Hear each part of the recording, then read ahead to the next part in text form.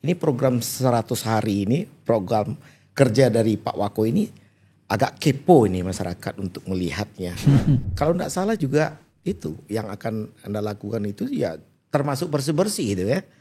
Tidak hanya bersih lingkungan atau kotanya tapi juga orang-orangnya itu ya.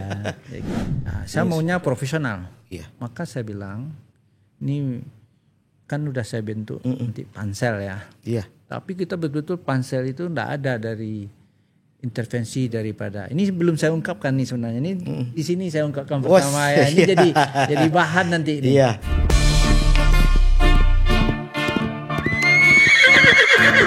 Assalamualaikum warahmatullahi wabarakatuh. Selamat datang dan jumpa lagi bersama saya Ridho Ilahi di podcast Kusie Bendi. Obrolan santai tapi tujuan kita sampai. Dari Bonai sudut kota Payakumbuh untuk semua dan untuk seluruh penjuru dunia. Hari ini kita sangat senang sekali dan hari ini merupakan hari yang istimewa karena kita kedatangan Pak Wali Kota, yaitunya Pak Wali Kota Payakumbuh, yang mana beliau ini adalah seorang dokter ya dan dokter ahli kandungan ya. Beliau SPOG, spesialis ya. Dan seterusnya beliau juga merupakan seorang pengusaha. Selain daripada beliau juga punya rumah sakit Andini di Kota Pekanbaru, beliau juga eksis di bidang perkebunan, peternakan dan bahkan perikanan. Dan bahkan banyak lagi yang beliau lakukan. Dan pada hari ini beliau hadir bersama kita. Siapa dia? Selamat sore nih Pak Wali. Beliau adalah Pak Zulmaita, SPOG KFM ya, Pak Dr. Zulmaita, dan beliau Wali Kota Payakumbuh. Senang sekali pada hari ini kita bisa berjumpa, bisa menghadiri acara podcast kita kali ini. Dan ini sangat membanggakan di podcast Kusie Bendi hadir Wali Kota bersama kita. Namun sebelum kita membuka atau memulai acara ini, saya menyampaikan sebuah pantun dulu kepada semua pemirsa. Dari Payakumbuh ke Suliki, singgah dulu di Kuranji. Jika banyak yang nonton podcast ini, kita doakan panjang umur dan murah rezeki. Ya, nak duo pantun sairing dan pantun yang kedua ini untuk Pak Wali Kota dengan seluruh masyarakat Kota Payakumbuh. Jika punya sekarung sampah, jangan dibuang sesuka hati. Kalau ingin Kota Payakumbuh berubah, mari kita samakan persepsi untuk wujudkan mimpi. Ya, baik, kita langsung kepada inti persoalan dan kita mulai podcast ini. Tentu banyak hal yang perlu kita kupas dengan Bapak Wali Kota di Payakumbuh. Pak Wali,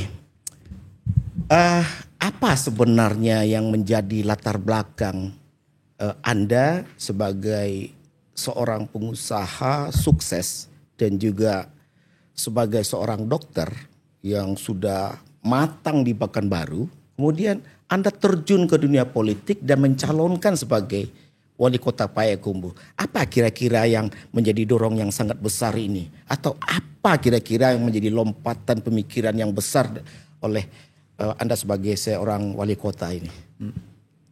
Ini perlu sejarah berarti? Ya, ini story prolognya mungkin bisa diungkapkan prolognya. Saya dilahirkan di kota ini. Iya. Payakumbuh ya. 61 tahun yang lalu. Jadi mungkin saudara Ridho belum lahir ya. Ya, belum lah. Udah pasti. Iya. Ya.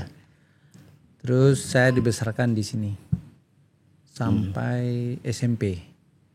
Jadi masa kecil itu di mana tuh? SMP-nya di mana tuh waktu itu? SD-nya di SD 5 Payakumbuh. Di Taro. Di Taro. Nah, kemudian SMP 1. Iya. Jadi waktu di SD itu kita dibesarkan ya. Itulah yang membawa histori. Disitulah kita merasakan bagaimana indahnya waktu anak-anak ya. Iya. Nah, apalagi saya kan tinggal di kampung lah ditaruh. Jadi banyak yang kita alami. Anak dulu itu kan kalau main kan dilepas ya. Jadi kita udah mulai menjaga diri gimana. Baik itu menjaga diri dari alam ya. Kemudian dari teman-teman semuanya. Iya. Itulah yang membawa kita merasa jadi mencintai kota ini. Sampai waktu masuk SMP ya.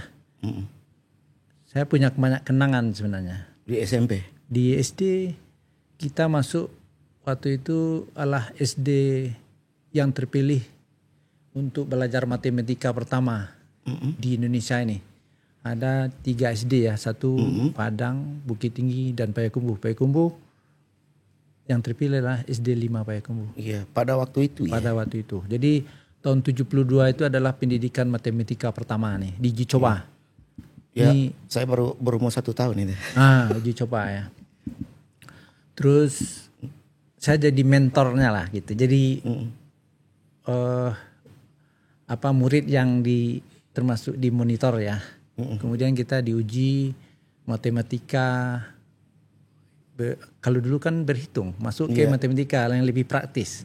Apakah kita lebih cepat cara berpikirnya daripada kita berhitung? Nah, kan itu yang diuji coba. Iya. Nah, dicobakan ke saya dipanggil, kemudian dicoba bagaimana kita kalau dulu kan menambah, mengurang. Mengali, ya kan, membagi. Itu saya kan belajar di rumah ya, cara cepat menghitung itu. Misal kali 5 biasanya pengalinya itu dibagi 2. Misalnya gini, 30 kali 5 pasti 15. Iya. Nah, dibagi 2 dia. Nah, kan kalau misalnya 30 dikali 5 bagi 2 berarti kan 15. 150. Iya. Gitu. Jadi kecepatan ini kan yang kita gambarkan ke penguji saat itu ya. Iya. Nah, saya bisa aja kalau misalnya kalinya misalnya 10 8 gitu ya. Kan berarti kurang 2 dari 10. Saya kali aja 10. Nah, 2 misalnya 4 kali 8 misalnya kan. Jadi Anda cepat menjawab itu ya. Berarti guru sudah memandang kecerdasan yang luar biasa dari dulu kan dibilang jenius kan. Jenius ya kalau dulu ya. Ya, jadi kalau 8 kali 4 gitu. Nah, berarti ini 2 kali 8 bagi sekian. Luar biasa. 10 4 kali 40. Nah, kurangi sebanyak yang kita kali. Dengan cepat menjawab. Cepat. Jadi kita mencari praktisnya gimana. Nah, kalau sekarang efisien nah gitu cara berpikirnya. Waktu itu kata dia udah digadang-gadang ya mewakili sekolah. Jadi cerdas cermat, murid teladan. Jadi utusan sekolah. Kemudian dari kelas 4 itu mau dinaikkan ke kelas 6 nih. Dari kelas 4 langsung jadi kelas 6. Cuma orang tua ini luar biasa ini. Ini angka 5, kelas 5 dilangkaui. Dilampaui. Ya, cuma nggak dibolehkan. Orang tua saya strateginya begini. Kalau kamu naik ke kelas 6, belum tahu kamu juara 1 lagi. Padahal kita dari kelas 1 udah juara 1 kan. Iya. Pasti ini ada lawan. saking cerdas atau jeniusnya ya. Berarti ingin langsung kelas 6 ya. Jadi kalau kita ngikuti kelas 5, orang tua saya bilang, udah pasti kamu juara 1 terus. Karena lawan itu terus cuma. Tidak gitu. ada lawan. Biasanya ada lawan. Iya. Iya, luar biasa ini. Terus saat kelas 6, kita kan juara Kota Madia ya. Kota Madia, waktu itu wali kotanya Pak Sultan Usman. Jadi saya bayangkan sekarang mobilnya pakai kanvas ya. Jadi satu-satunya mobil di Payakumbuh adalah wali kota. Beliau lah ngasih kita hadiah sebagai juara ya. Di 17 Agustus ya. Agustus ya. Pasti kantor Bupati wali kota sekarang itu. Namanya Lapang Poliko itu. Tempatnya kita upacara 17 Agustus. Iya 17 Agustus masih lapangan Poliko itu pada waktu itu. Waktu itu karena kita mungkin guru bilang ya. Tanya cita-cita saya apa. Saya bilang saya tidak punya cita-cita karena keadaan orang tua kan tidak mencukupi ya. Tidak apa namanya? Tidak bisa lah kalau untuk namanya kuliah mahasiswa gitu. Jadi kita bayangan itu terlalu jauh kan. Ya kondisi pada waktu itu ya, orang tua yang punya keterbatasan juga pada waktu itu. Kita kan saudara-saudara kan cari duit sendiri-sendiri. Harus apa? Harus mandiri. Saya juga ikut jualan di pasar ya. Di Asia Baru. Di Asia Baru yang sekarang masih. Sekarang di depannya Asia Baru. Terus saat itu bapak itu bilang, kamu cita-citamu apa? Saya enggak punya cita-cita pak. Nah gitu. Terus kamu bikin nih yang kosong nih katanya. Kita masih mikir-mikir, bapak itu udah nyuruh, nih dokter nih katanya kan. Dokter kamu tulis. Saya lihat bapak itu rasa nggak percaya kan. Apa mau ditulis nih dokter pula kan. Tapi karena bapak tuh langsung marah dia kan. Dokter kata itu salah. Setengah paksa lah ya kita tulis. Iya ditulis dokter. Nah dokter. Jadi karena rasa nggak akan dicapai cita-cita itu, maka saya tutup aja buku. Tutup, saya pergi ke kelas lagi kan. Nah saat di kelas itu bapak itu bilang yang juara 1 Zumeta. Nah gitu. Tuh dia ini juara Kota Madia Payakumbuh. Jadi sekolah ini sekolah center dulu namanya. Centernya waktu itu. Ya sekolah center Payakumbuh namanya. Apa namanya? Julukannya gitu ya. Terus saya kan masih tenang-tenang aja. Kan tidak ada masalah bagi saya kan. Pas beliau bilang cita-citanya jadi dokter. Waduh malu sekali. Malu. Jadi rasanya kepala ini besar ya. Nah, saya tutup aja. Aduh gimana nih. Ini kan ada ibu yang kemarin meninggal tuh, Bu Amdah. Oh ya ibu guru kelas. Iya, guru kelas itu yang kalau yang Pak Yunardi ini adalah kepala sekolah. Udah ibu tuh menyokong gitu ya. Sekarang orang tepuk-tepuk semua, kita malu kan. Nanti saya dikasih ijazah, saya pulang nih. Iya. Takut malu ketemu sama teman-teman ya. Anda pula mau jadi dokternya. Makannya susah katanya. Iya ini sebagai tantangan nih ketika orang bercanda seperti itu. Kadang-kadang ya orang ngomong itu mungkin beliau itu tulus. Dia kepala sekolah kan. Yang ngantar-ngantar saya ujian cerdas cermat kan dulu ada cerdas tangkas. Iya cerdas tangkas pada waktu itu ya. Ujian teladan, ujian beasiswa kan saya dulu sekolah beasiswa. Iya diutus. Beliau itu. Ya Pak Wali waktu itu selalu jadi utusan sekolah ya. Iya utusan sekolah. Jadi Ibu Amnah itu nyokong, wah ini emang dokter gitu ya. Cita-citanya kita yang dokter. malu ya, malu. Nah, sudah itu habis itu dapat ijazah, saya nggak mau datang-datang sekolah lagi. Sampai masuk SMP. Ya terus SMP. Karena SMA. waktu kita tradisinya keluarga kalau tamat SD sekolah nganggur setahun. Iya. Nah, terus cari duit baru masuk SMP gitu. Kita kan udah apa namanya udah dipikirkan nih nganggur nih setahun. Tuh masuk SMP. Nah, rupanya orang tua udah salah nganggur gitu ya. Masuk jalan langsung SMP. Maka saya satu-satunya dari atas itu yang ke bawah hanya nganggur. Semuanya nganggur tamat SD. SD-nya itu tamat SD ada yang 2 tahun ya. Iya. Ada yang 1 tahun. Ada yang 1 tahun, iya betul. Kalau Pak Armen itu kalau salah entah 2 tahun entah 3 tahun. Iya Pak Armen, Pak Dewan kita ya. Ya, tapi dia di SMP dia juara 3 umum ya. Pintar di SMP. Ya.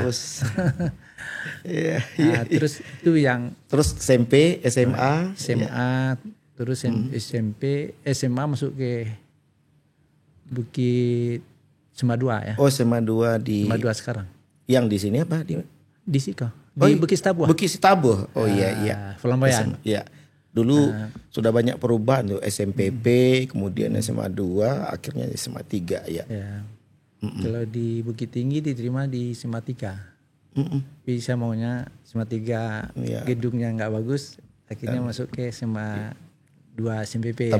Tapi karena dream tadi sudah ditulis sebagai dokter, ini mau tidak mau jadi sebuah mimpi ini untuk diwujudkan ya. Dan alhamdulillah diterima di kedokteran di UNAN.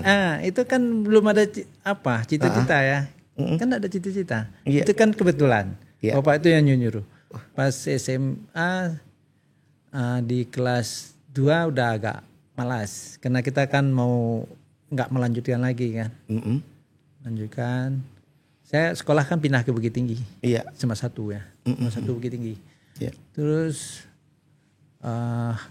ada abang saya bilang, kalau kamu mau sekolah, ya kan? Bisa enggak dengan uang segini gitu? Oh bisa, saya bilang bisa langsung kan. Pede ya. Padahal kita udah gak malas sekolah nih kan. Terus kalau gitu boleh katanya kan. Tapi kamu mau masuk harus kedokteran. 1 aja pilih gitu ya, kedokteran. Wah. 1 aja? Enggak ada pilihan yang lain? Enggak boleh. Kalau enggak dibiayain. Enggak dibiayain sekolah. Akhirnya saya semangat sekali kan. Di semester 6 itu sekolah belajar lagi semua mati-matian. Iya. Lalu kita mendaftar di kedokteran kan. Dan akhirnya kuliah di kedokteran dan jadi pas saya masuk lulus kan. Saya cari itu kepala sekolah dulu. Sama Ibu Hamdah itu. Bu Hamdah ya. Ngomong bahwa saya lulus jadinya di kedokteran. Luar biasa. Pak Yunadinya bilang, wah saya udah perkirakan ini gitu. Berapa orang ketika itu orang Payakumbuh yang lulus di UNAN ketika itu, yang di kedokteran ini? Ada beberapa orang lah. Maksud itu Lili Irsa ya. Kalau dia kan SMA-nya di CBB ya. Iya. Itu ada Harinaldi. Rinaldi, yang di mana? Parirantang ya. Di Parirantang ya. Jadi artinya Payakumbuh ini membuat kenangan bagi kita. Pas saya udah habis kedokteran dan sarjana diangkat di Sulawesi ya. Oh, jadi pertama waktu tugasnya di Sulawesi. Terus balik ambil dapat dokter teladan saat itu. Teladan nasional ya. Jadi dapat beasiswa sekolah. Wih, teladan nasional ya. Terus sekolah dibiayai sama Depkes. Iya. Depkes. Langsung dulu kan PTT ya. Kemudian langsung ini untuk yang terima pegawai negeri. Untuk yang spesialis berarti disekolahkan. Iya. Waktu dokter umum beasiswa tapi dari apa? Dari dulu Caltech namanya. Chevron itu. Chevron. Waktu spesialis karena teladan dikasih hadiah. Iya. Dan akhirnya sukses menjadi juga bukan hanya konsentrasi di bidang kesehatan saja. Ketika Anda di Pekanbaru itu menjadi seorang pengusaha yang sukses. Nah, barangkali mungkin ini yang kira-kira ingin berbakti, ada kenangan, ada apa yang disampaikan untuk sehingga ada istilah mewakafkan diri untuk Kota Payakumbuh ingin berbakti lah seperti itu ya. Nah, itu ceritanya lain ya. Kan waktu udah spesialis, saya kan orangnya nggak mau tanggung ya. Kita 3 bulan langsung masuk subspesialis. Dibiayai oleh Provinsi Riau. Provinsi Riau. Oh ya, saya kan jadi dosen, langsung diangkat jadi dosen. Oh iya. Nah, sekolah terus masuk ke S3 doktor ya. Doktor. Jadi antara subspesialis dengan dokter tuh dia barengan ya. Iya, barengan itu ya. Kemudian karena kita pulang jadi dosen dan jadi jadi kerja di profesional di rumah sakit. Di rumah sakit. Arifin. Kemudian kena bakat pedagang ya. Jadi saya orangnya suka cari yang lain gitu ya. Coba berbisnis. Ya. Bisnis.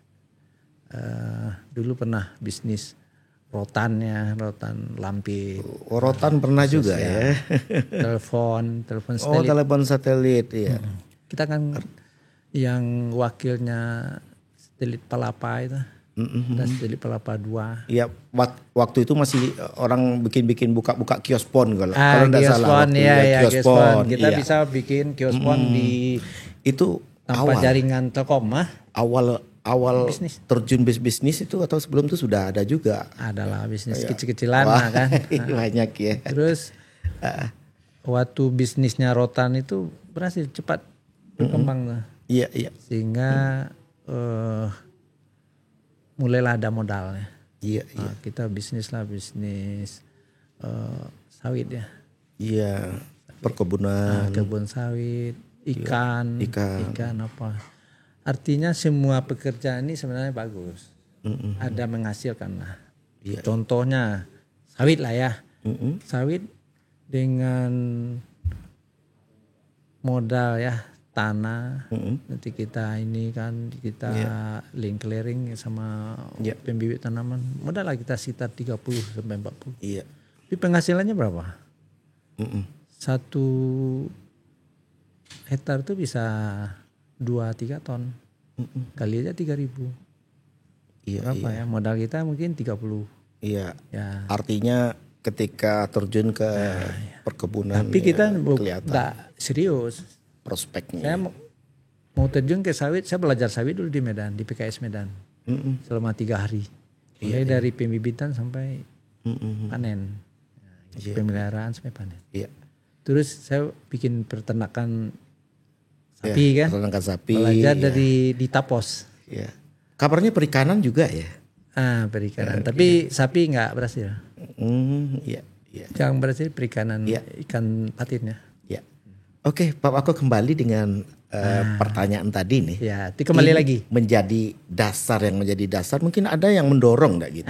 Yang mendorong. Setelah kita merasa udahlah sukses. kalau ada uang, ada pendidikan akademisi, segala macam ya dosen apa. Terus kita pas ada masalah lah. Jadi minta pensiun. Dosen ini kan 65 nih. Iya, iya. Tapi saya umur 60 ya udahlah. Karena ada permasalahan sama kepala rumah sakit. Nah, kita minta pensiun. Pensiun pula pikir apa ya? Ingatlah kita udah pernah coba semua. Iya, iya. Nah, ingatlah kampung. Bagaimana kita mau mencoba mengembangkan kampung. Iya. Itu ya belum pernah kita coba. Karena kan saudara bilang kamu berhasil dirantaukan di kampung belum pernah. Cobalah kembangan kampung ini. Ini ditransfer ke kampung ini perlu nih, kesuksesan Pak Wali nih, Pak Wako. Cobalah manajemen kampung itu bagaimana kamu memanajemennya bisnis gitu. Coba manajemen secara jujur, ya kan, jujur. Bagaimana kita tidak pokoknya jangan main-main uang. Ya. Jangan ada negatif lah gitu. Iya, iya. Nah, karena kita nggak mencari uang kan. Saya mikir-mikir juga nih kalau saya coba gimana ya. Gitu. Iya. Pada persiapannya orang udah mulai kampanye kan. Iya. Saat pulang Lebaran itu. Iya. Karena didukung sama ada keluarga yang mendukung, ya udah saya cobalah ini. Sekarang orang kan serius nih. Iya, iya. Kalau kita terjun betul-betul terjun kita. Iya, nggak main-main, nggak bisa main-main, serius ya. Ya dengan tujuan hanya mewakafkan diri 5 tahun ini, saya jadi wali kota, saya nak mau melanjutkan juga, ya kan. Pokok 5 tahun ini saya kan rugi nih, rugi kalau dari segi finansial ya. Iya, ini rugi nih. Iya, iya. Tapi kita harus korban ini kan, mewakafkan diri. Ya, gitu. Jadi kita mewakafkan untuk memajukan Kota Payakumbuh niat baiknya gitu.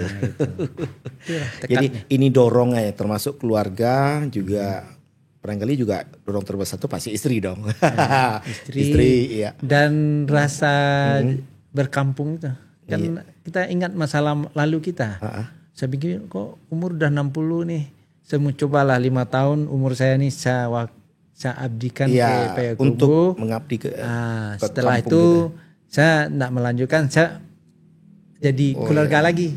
Jadi kakek, jadi apa gitulah kira-kiranya. Oh gitu. Jadi kita emang nggak ada berpolitik begini, maka saya nggak mau ikut. Apa yang menjadi mimpi Pak Wako pada waktu itu? Mimpi untuk apa ini? Ada nggak melihat Kota Payakumbuh ini saya harus terjun dan menyumbangkan pikiran bagaimana peredaran uang, baik kesejahteraan atau perubahan dari Kota Payakumbuh itu sendiri? Berarti mimpinya seperti apa? Enggak mimpi ya. Hanya gambaran ya. Kalau mimpi kita kan enggak juga. Iya, Gitu ya. iya. Jadi Dream saya mikir itu, gini, dream. kalau sebenarnya pemerintah ini dikelola secara baik, ya kan, uang yang sedikit pun bisa berarti. Misalnya gini, kan APBD kita kecil nih. Iya, BPD kata kecil. Iya. Tapi kalau memang itu dikelola secara Dengan baik. ya, tapi harus mulainya dari yang atas. Yang atasnya tentu wali kota. Iya. Jangan wali kota yang mengasih contoh kan, yang tidak baik. Yang tidak gitu ya. baik. Ini Harus contoh yang baik. Iya. Kalau kasih contoh, yakin saya bisa. Iya. Tapi kalau kita mencela-mencela pula ya tidak bisa kan. Iya. Nah, makanya saya coba ya, karena saya kan tidak mengharapkan uang nih dari jadi wali kota ini. Iya. Kita memang didanai dari Pekanbaru ya. Kita coba bagaimana kita mengembangkan kota ini. Iya. Pertama kita bikin dulu suatu birokrasi yang bersih itu. Iya, tata kelola pemerintahan yang baik lah ya. Yang tidak cepat, yang tertib, Iya. yang ya pokoknya tidak ada uang di situ. Iya. Karena uang ini yang jadi masalah, menyebabkan orang menjadi pikiran negatif. Iya.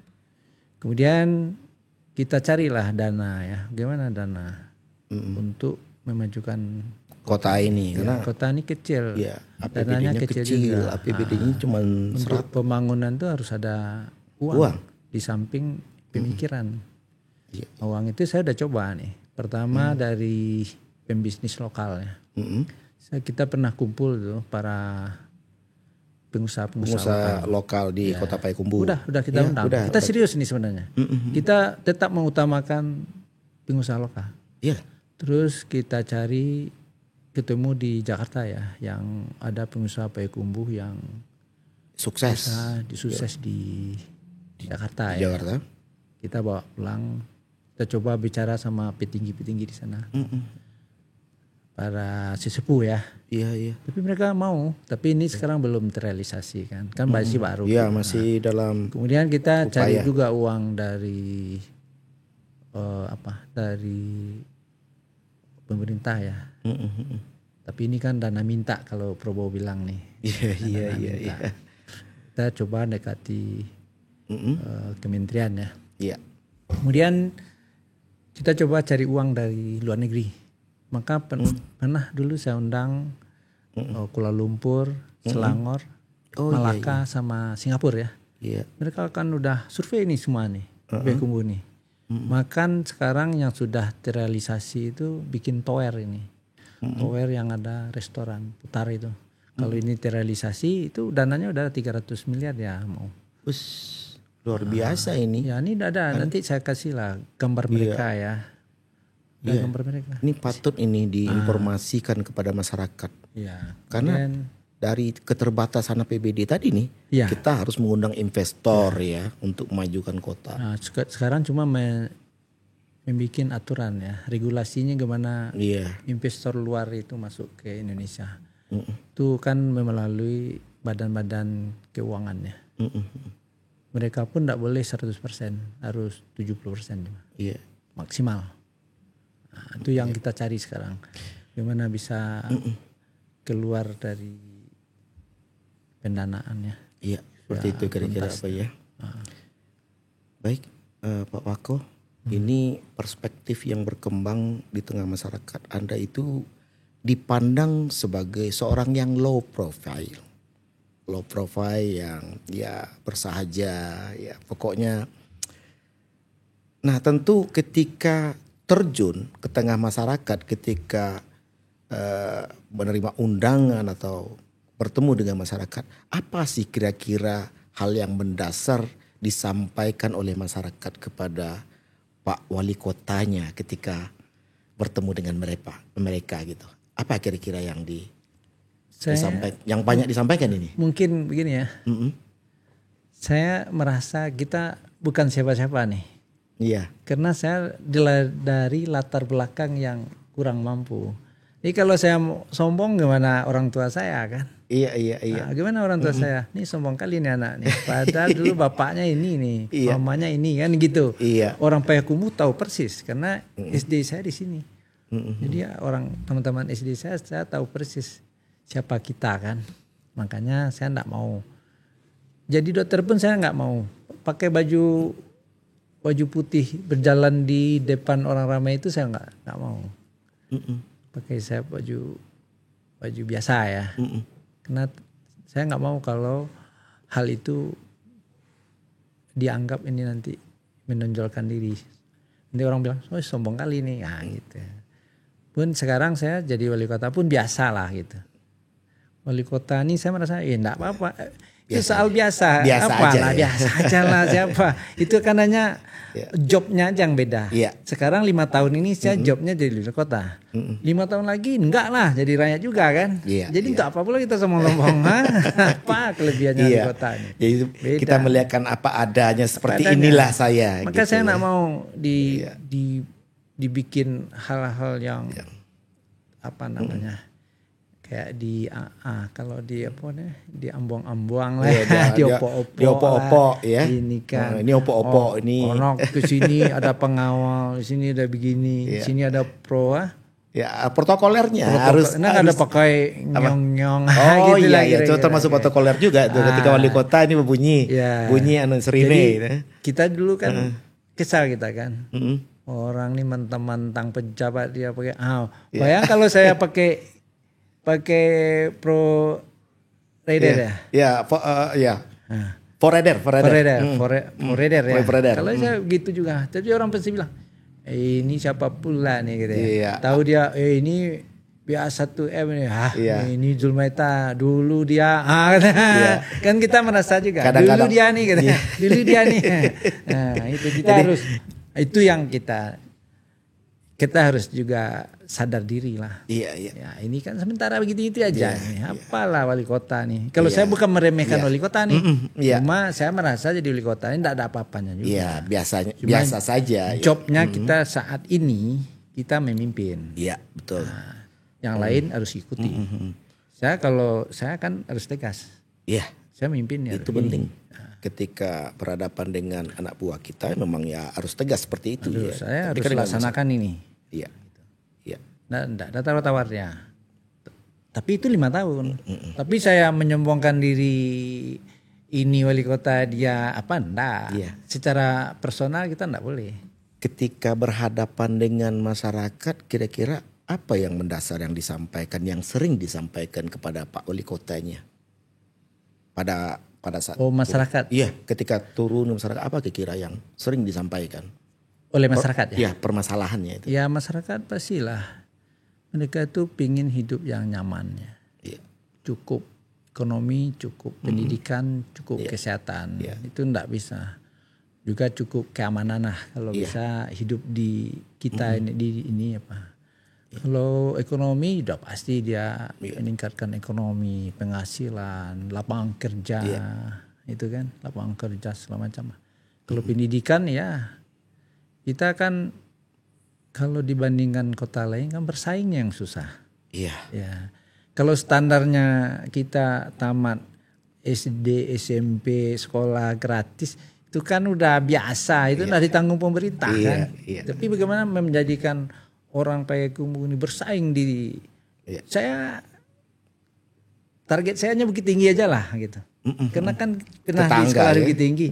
Kesal juga kita kan. Nah, teman saya juga wali kotanya Ramlan. Jangan kalah dari Ramlan gitu lah. Itu kalau bisa nanti motivasi motivasi. Terima misalnya di kedokteran anak Payakumbuh terima di anak Bukit Tinggi terima di ITB misalnya. Kita harus juga terima. Cuma sulitnya sekarang pendidikan SLTA itu kan di bawah provinsi. Kita sama Pak Ramlan juga Pak Ramlan juga loh gimana ya kita mengintervensi dari SMA SLTA nih. Ini masalah urusan kewenangan ya ini beliau sudah minta beralih ke provinsi. Untuk SLTA itu balik lagi ke daerah supaya kita bisa memotivasi anak-anak kita yang mau sekolah ke perguruan tinggi yang apalah yang bernama masa tidak ada di UI atau di ITB gitu ya. Sekian orang anak-anak Payakumbuh ya diterima di ITB Itu kan sebenarnya motivasi aja. Contohnya anak saya kan asli Payakumbuh dia. Itu dia bisa juga masuk kedokteran UI. Artinya kan otak orang ini sama aja sebenarnya dengan Bukit Tinggi kan. Nah, cuma motivasinya yang kurang. Kurang ya. Nah, maka saya cerita sama teman saya, motivator internasional ya, di Singapura. Johan juga namanya. Dia sekarang di Singapura ya. Di Bukit Tinggi beliau tuh yang memotivator ke daerah-daerah. Kita mau coba nanti bagaimana memotivasi anak-anak yang SMA ini supaya punya cita-cita ya. Iya. Baik Pak Wako, ini ada style ini. Setiap pemimpin itu atau periodisasi kepemimpinan itu ketika terjadi pergantian, ini persoalan progul atau program unggulan ini sering dilirik oleh orang, dan ini sering dijadikan semacam walaupun tidak bisa menjadi ukuran. Ini program 100 hari ini, program kerja dari Pak Wako ini agak kepo ini masyarakat untuk melihatnya. Nah tentu yang Anda lakukan dengan apa yang telah dijanjikan, kira-kira gimana ini perjalanannya? Apa yang sudah ada Pak? Selain daripada ini, kalau Payakumbuh itu kan lambang Adipura itu sebagai kota bersih. Kalau tidak salah juga itu yang akan Anda lakukan itu ya termasuk bersih-bersih itu ya. Tidak hanya bersih lingkungan atau kotanya, tapi juga orang-orangnya itu ya. Sebenarnya di visi kita ada namanya trilogi Zuzema namanya. Yang pertama tata kelola pemerintahan. Yang kedua tata kelola perkotaan. Yang ketiga tata kelola kesejahteraan. Jadi sebenarnya begini. Kalau program 100 hari ini sebenarnya ini kan dulu slogannya si Roosevelt, pernah dengar Roosevelt? Iya, Roosevelt presiden Amerika. Jadi karena amburadulnya Amerika saat itu, dia bilang ini 100 hari akan saya bereskan nih semua gitu. Tapi yang namanya kerjanya wali kota 5 tahun. Iya, betul. Ada yang namanya sekiannya. Nggak bisa dijadikan ukuran. 100 hari bisa orang bekerja. Cuman style. Cuma untuk memotivasi nggak apa-apa. Saya melaksanakan juga motivasi daripada karyawan ya, ASN. Nah itu. Kalau kita yang satu kan namanya tata kelola pemerintahan. Saya mencoba menata pemerintahan itu. Betul-betul disiplin, tertib. Sehingga kita sekarang kan ingin melakukan apa kalau orang pembentukan kabinet atau rotasi segala macam ya. Tentu. Saya maunya profesional. Maka saya bilang ini kan udah saya bentuk nanti pansel ya. Tapi kita betul-betul pansel itu enggak ada dari intervensi daripada. Ini belum saya ungkapkan nih sebenarnya. Ini di sini saya ungkapkan pertama ya. Ini jadi bahan nanti ini. Bahan enggak apa-apa ya. Ini tapi transparansi. Ini langsung diapakan nih? Nah, belum. Ini saya nanti ada. Jadi kita harus transparan, harus objektif. Jadi tim pansel itu tidak ada dari pemerintah, dari UNAN, akademisi, dari orang yang yang berkompeten, pensiunan lah gitu, PSE, ASN pensiun. Atau orang profesional. Pamong berarti ya. Profesional saya datangkan dari Pekanbaru, dari apa. Kita tidak memakai orang-orang. Berarti Pak Wako sangat konsisten untuk menciptakan pemerintahan yang good governance dan good government gitu. Clean government. Jadi betul-betul kita coba orang. Kita tidak ada itu namanya uang lah, apalah. Tidak ada kita. Yang penting dia satu jujur, itu syarat mutlak ya. Kalau jujur pintar pun tidak usah, kan tidak jujur. Kedua profesional dia. Profesional. Memang dia ahlinya di situ. Jadi saya mau mengangkat seseorang insinyur pertanian misalnya. Kalau dulu insinyur atau sarjana pertanian, memang di pertanian itu harus sarjana pertanian. Nah, ini artinya itu sama dengan the right man and the right place. Artinya menempatkan sesuatu pada tempatnya, orang yang pas. Dan sesuai dengan profesionalitas dia sebagai seorang sarjana kan. Jadi orang masuk ke Payakumbuh udah pasti dia. Saya sarjana ekonomi. pasti saya di bidang ekonomi akan nanti disitulah karir saya. Jadi nanti jangan dia tidak apa di situ kan tidak ahli di situ diangkat-angkat juga karena politik lah, karena partai lah, karena apa lagi macam-macam. Sehingga tidak akan tercipta dengan apa yang kita inginkan gitu ya, outputnya gitu ya. Pak Wako, bahwasanya RPJMD itu adalah merupakan penjabaran dari visi misi Anda sebagai wali kota.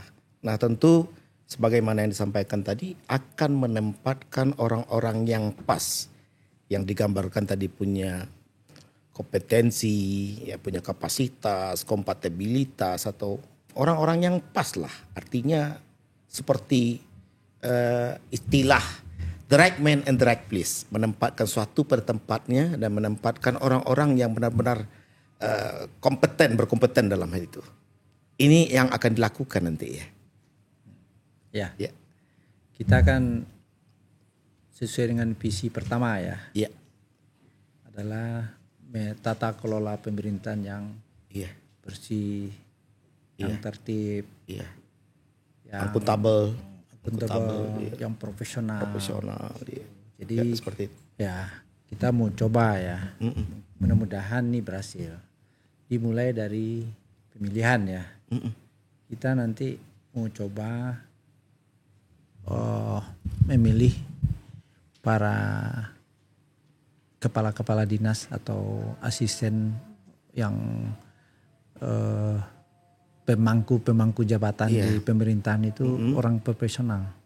Jadi untuk seleksinya kita bikin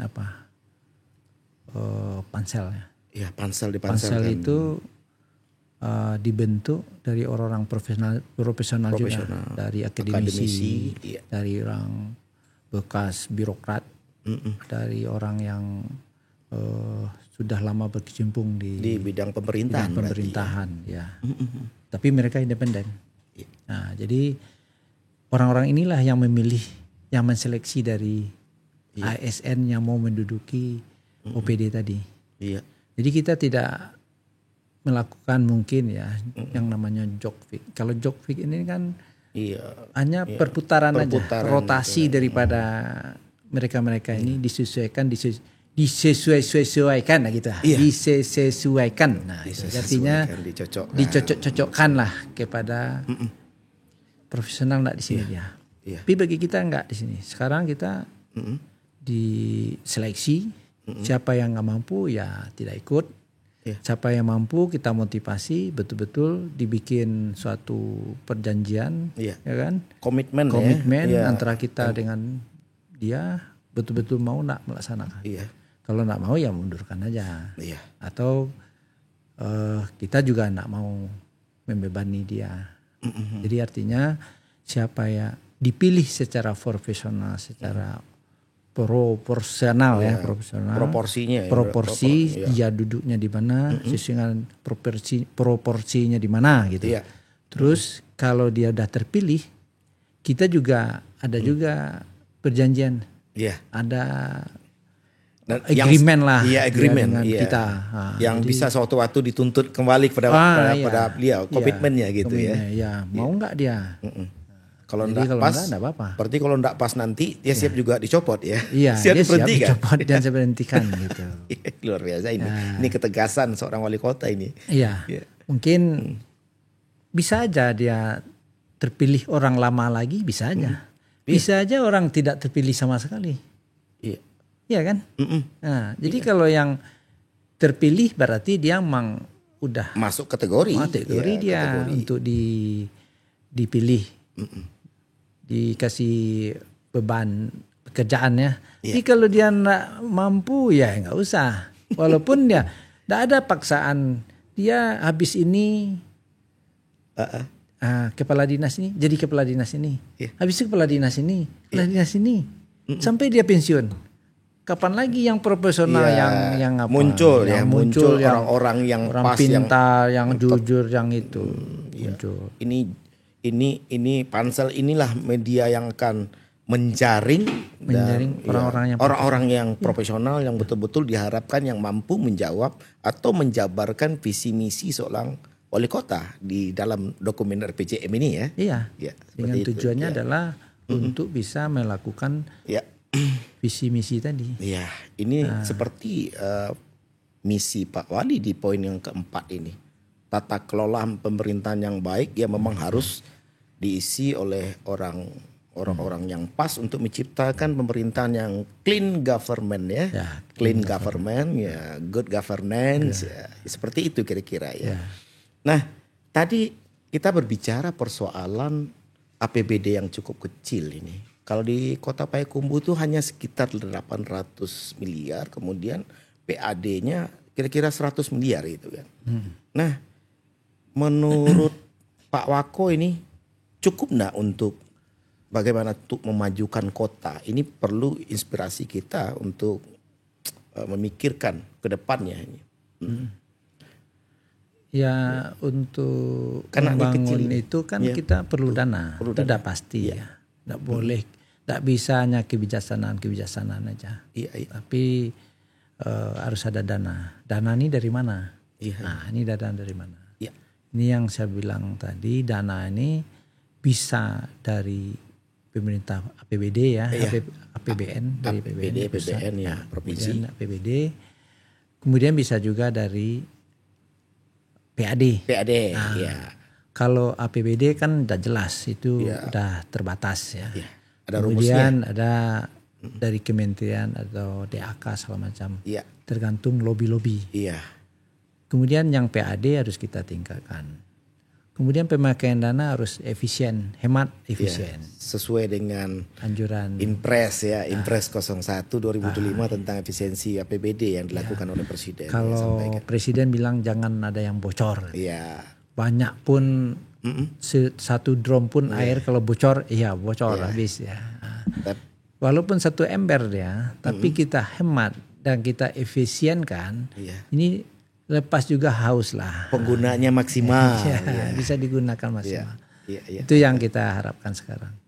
Kita kan kena dana terbatas, tapi kita akan mencari dana-dana dari investor ya. Yang ini yang kita coba dari lokal, regional, nasional atau dari luar negeri.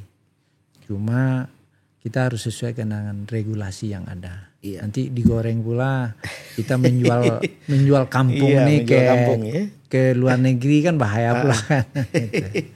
Kira-kira dengan adanya atau kurangnya APBD kita untuk pembangunan, berarti ada semacam pemikiran mungkin untuk mendatangkan investasi dari yang lokal domestik ini juga atau dari luar negeri. Mungkin ada semacam keingin Pak Wako untuk melaksanakan itu. Ya, udah kita coba nih. Udah kita coba. Kalau yang lokal kan kemarin udah diundang para investor.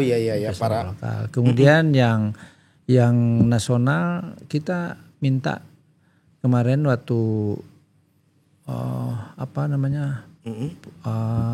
Bakor Paliko ya. Bakor Paliko. Para pengusaha-pengusaha dari terutama dari Sumbar atau Payakumbuh ya. Atau 50 kota bikinlah konsorsium. Kalau konsorsium kan bisa besar itu.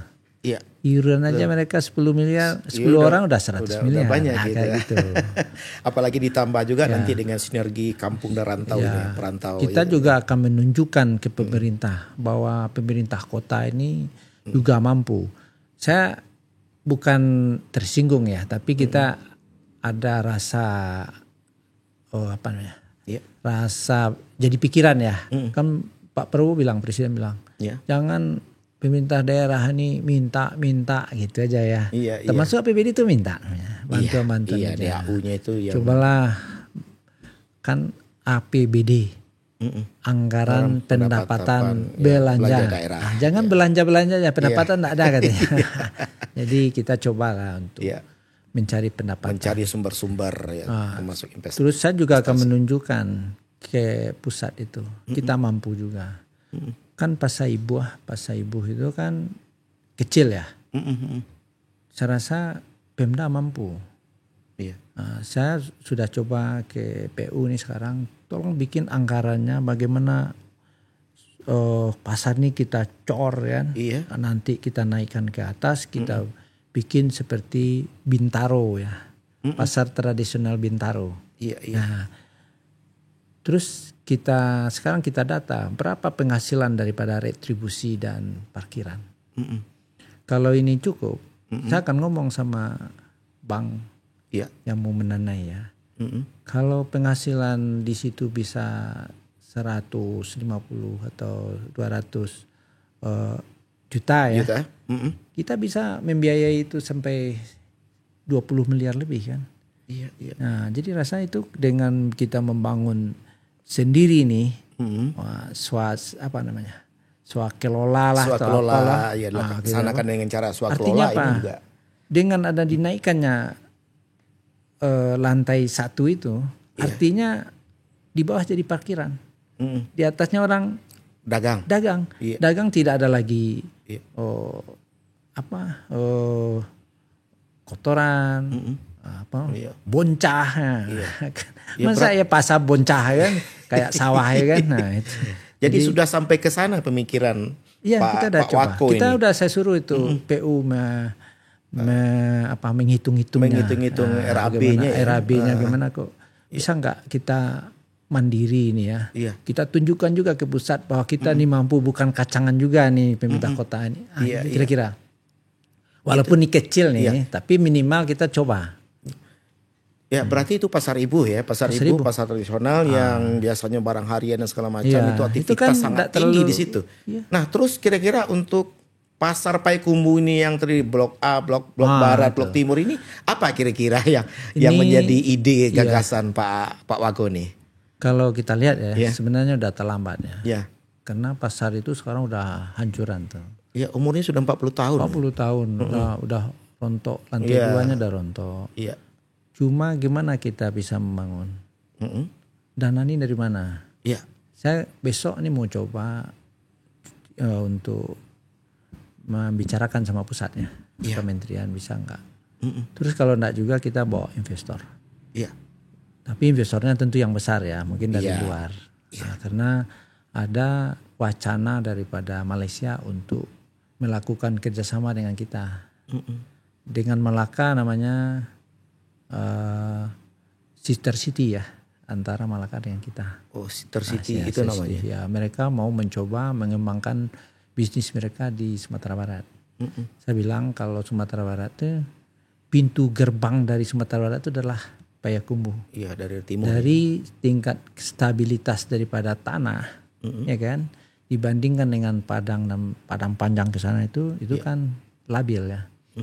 Kemudian cuacanya cukup bagus, tidak terlalu dingin, tidak panas. Ya, jadi cocok. Jadi saya bilang ke mereka, kalau nanti kita ada hubungan dagang, hubungan segala macam ya. Iya. Kita bisa memasok semua yang ada di Sumatera Barat lewat Payakumbuh. Nah, gitu. Kemudian kita apakan. Sekarang kan minta mereka kayak kelapa, kemudian pinang, pokat, itu udah mulai itu apanya. Sudah terjalin itu ya. Sudah. Yang penting itu udah berapa kali dia datang? Udah 3 kali. Yang penting kita coba ya. Namanya usaha ya. Jangan kita diam aja padahal keuangan nggak ada. Nah, terus untuk ketenaga kerjaan juga, mereka mau minta tenaga kerja dari Indonesia, dari kita. Dari kita ya. Tapi yang terdidik saya maunya. Saya nggak mau kalau masyarakat ini dikirim hanya untuk jadi pembantu, jadi apa namanya? Sedikitnya ada profesional ya. Iya, ada latihan. Bukan ibu rumah tangga atau pembantu rumah tangga aja gitu. Tapi tenaga profesional. Misal di perkebunan, di perawatan. Iya. Kemarin saya ngomong sama Universitas Muhammadiyah ya. Iya. Yang ada di sini, dia bilang kita memang ada katanya kan politeknik tentang pertanian, tentang keperawatan segala macam. Atau pendidikan kesehatan kan. Iya. Atau anak-anak kita yang nganggur tamat SMA anak kerja, kita latihan. Saya mau coba aktifkan lagi apa namanya, pusat pelatihan tenaga kerja itu apa namanya, Iya. Yang di Kota Balai pelatihan kerja BLK. BLK. Ya. Sesuai dengan permintaan. Apa permintaannya? Kita butuh sekarang kerja di kebun sawit. Ya. Kita kan juga pembina sawit Kasindo di Riau kan. Di Riau ya. Itu kan skala nasional tuh. Saya bilang ke Gulat, mau nggak latih kita nih? Saya mau bawa masyarakat saya ke luar negeri sebagai tenaga kerja luar negeri di sawit. Oh mau katanya. Iya, di mana tempatnya? Tempatnya tergantung dokter aja katanya. Di mana saya mau gitu. Iya, berarti ini suatu lompatan kita juga. Coba. Namanya coba kita berusaha kan. Jangan kita diam aja. Iya, termasuk pengentasan pengangguran dengan cara pelatihan, dengan cara yang diungkapkan tadi untuk merubah pasar. Nah, tentu ini suatu hal yang luar biasa yang dilakukan. Nah, ini ada yang mengganjal. Ini pertanyaannya mungkin yang terakhir ini agak bisa dikatakan, tapi ini cukup seksi juga ini untuk karena cerita ini sudah dilakukan oleh pemerintahan kota beberapa waktu yang lalu. Ini menyangkut persoalan aset dari pemerintahan kabupaten yang mungkin ada pikiran karena di dalam RT/RW, dokumen RT/RW Kota Payakumbuh itu sudah menjadi RTH, ruang terbuka hijau dan sebagai taman kota. Tentu ini tidak bisa dilakukan untuk pengembang yang lain-lain oleh pemerintahan kabupaten. Nah, tentu ada upaya karena ini sudah dibicarakan juga dengan wali kota yang lama. Kira-kira konsep apa ini yang terpikirkan oleh kantor bupati ya? Iya, ex kantor bupati lama. Ya. Tapi sekarang kan sudah disulap jadi RTH atau taman kota ini. Iya, itu kan RTH bisa kita ubah segala macam. Oh iya. Ya, itu nanti kita sesuai ini kan RTHR ini kan perencanaan. Iya. Kita sebenarnya udah bicarakan sama Pak Bupati, Pak 50 kota. Iya. Pak juga sudah pernah bertemu dengan Pak Safni. Sudah berapa kali ya Kumbang, pada Pak Safni. Iya. Baik itu di Jakarta atau di Pekanbaru ya. Mang masyarakat menginginkan itu dijadikan sarana umum. Jadi yang paling cocok itu adalah masjid. Masjid raya kita belum punya. Kita kalau mau ada tamu, kita mengajak dia sholat di masjid kan yang ya ada parkiran, ada taman, ada apa di situ kan. Masjid Agung lah, Masjid Raya lah, segala macam lah namanya. Itu sangat cocok. Nah, dan juga dari segi politik kan yang ditakutkan oleh pemerintah sebelumnya di tingkatnya kabupaten itu kan. Kalau ini diambil alih sama kota, sekarang kan bupati itu lemah gitu. Oh iya. Nah, ini kita harus mengerti juga nih. Iya. Ini dampak politik. Iya. Jadi saya bilang begini. Kalau begitu, jangan kepentingan kita, tapi kepentingan bersama. Kepentingan masyarakat. Kepentingan masyarakat. Yang dibangun ini masjid.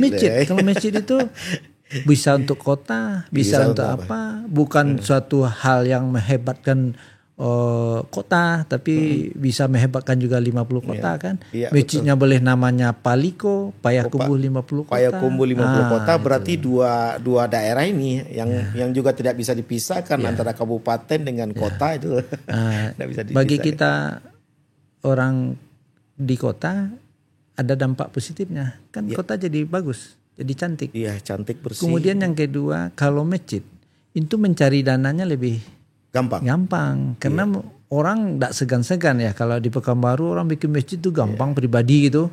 Itu yang di Rumbai yang masjidnya 100 miliar dia tanggung sendiri kan. Yang Abu Darda macam-macam lah yang di Pekanbaru ya.